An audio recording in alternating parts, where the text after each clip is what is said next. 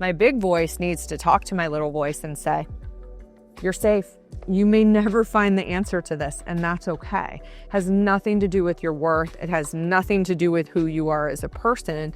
It just has everything to do with maybe that person's capacity or whatever it might be in that situation. So you got to really learn how to use your big voice and talk to that little voice. Hi there, it's Kelly Resendez, and so glad you're here with me today. I'm going to continue a conversation that I started. So if you have not watched the episode in regards to really releasing guilt, go back and check that one out. But basically, we're going to talk a little bit about internal barriers that hold women back.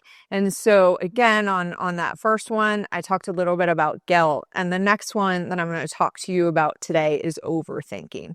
And this is one that has gotten me really, really bad recently. And so I can tell you, I've been in personal growth and development for 21 years.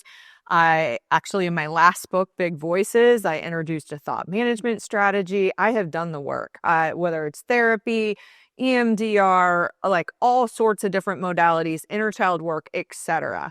There are times in our life that our brain is going to go rogue. And it is going to ruminate and it's going to overthink because there's a few things with our brain that really can get us. And what I want to talk about today is how we can create a plan where overthinking doesn't distract us from our vision and from our goals. So although I definitely have been struggling in this area a little bit due to some personal things that are going on, I'm still able to execute. I'm still able to spend time with friends and experience joy and laughter. It just has kind of become the noise in the background. And it's very humbling, to be honest with you. You know, some of what's come up recently are just old wounds that just got reopened with the situation. And so it's just common. And again, it's just one of those situations that can hold us back. And when I look at how does it affect women from really getting to the next level, is that if we get stuck in our own head and we aren't able to take action towards our goals, it's going to affect us. And so we have to learn how to live with it a little bit. So first and foremost, our brain is old technology. Our brain's the same one that our ancestors had on the Serengeti. And if it thinks that it's in danger and it hasn't figured out a story, it's going to try to figure it out for you. And so it's going to go through every possible explanation, especially if you don't have closure in the situation, which is what my experience was recently. I didn't really understand.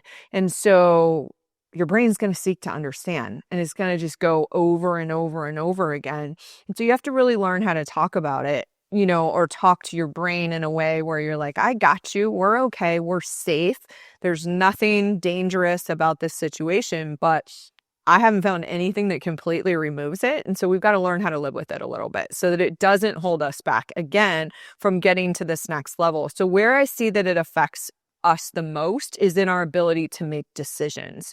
And we want to be decisive. Now, when it comes to decisions, we want to think about them, but we don't want to overthink about them. And so one of the things that I've done in order to be able to combat some of the overthinking is I have what's called just a decision triangle for myself. I use my intuition and my thinking, but I also use data and research and information that's actually like data driven. And then the next thing is I have a board of advisors in my life. And so I have those people that I love and trust that I can go to when I have a big decision that I want to make. And I also set a deadline for myself. And so if I have a decision, I don't want to overthink it. Now, where can this block women? Number one, we see it. You're not applying for promotions because you're thinking, am I qualified? Do I have enough capacity or whatnot? Apply for the promotion. Like, you'll figure it out. Everything always works out okay for you. If it's the right move, it's going to happen. Or if you're thinking about starting a company, you could overthink it for years. In the meantime, somebody else starts a company just like the one that you wanted and is 2 years ahead of you. Like, you want to make sure that you don't let it stop you from being able to take action. And so a couple other things that you can do, and this has worked really well for me. is have a thought management strategy. And I talk about this in my book, Big Voices, of just really knowing the difference. Like, what does my big voice say, my highest and most conscious self? And then what does my little voice say?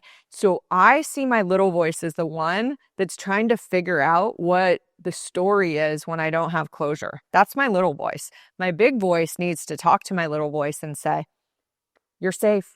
You may never find the answer to this, and that's okay. Has nothing to do with your worth. It has nothing to do with who you are as a person. It just has everything to do with maybe that person's capacity or whatever it might be in that situation. So you got to really learn how to use your big voice and talk to that little voice. And so when you know what your little voice says when you're overthinking, it's really easy to see it as separate from you. The thoughts aren't you. The thoughts are just coming from my brain that thinks I'm in danger and wants to figure everything out. And there are just things in life that we're not going to. So having that thought management strategy is really important beyond, having a really good decision-making plan.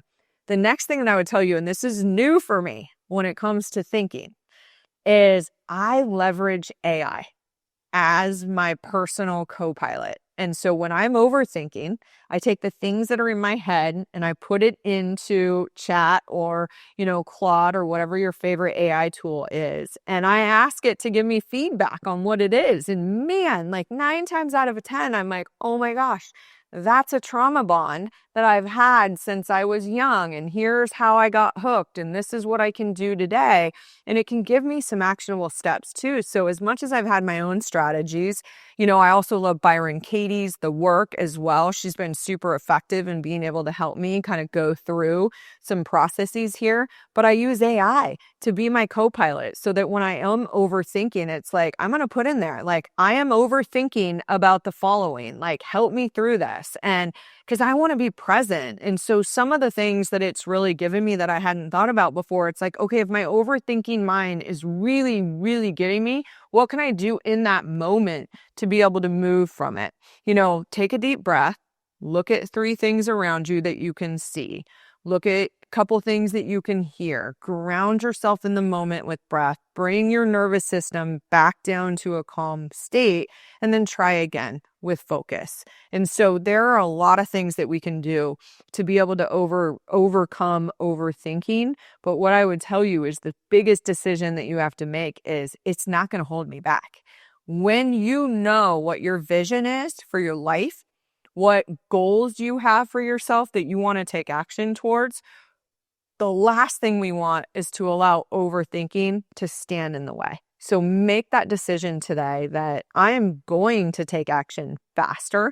Now, I might have some decision, methods that I use to make rather than just making split decisions. I'm going to be thoughtful about them, but I'm going to set deadlines for myself.